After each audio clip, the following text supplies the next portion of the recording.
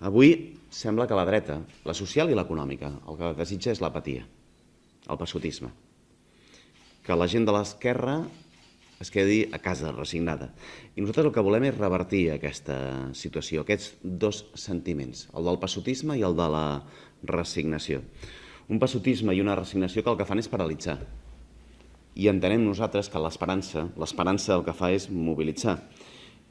I la clau, per tant, serà guanyar la resignació, perquè guanyar la resignació serà guanyar no només la dreta, guanyar els valors conservadors.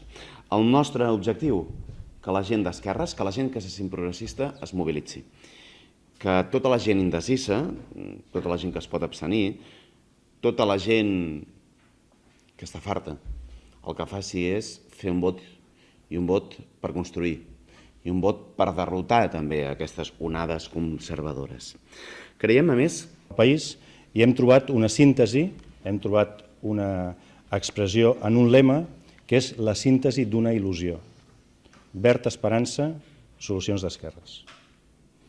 Esperança i esquerres, esperança i solució, verd, ecologisme, és a dir, la suma d'una il·lusió per donar resposta als problemes que té avui Catalunya i la seva gent.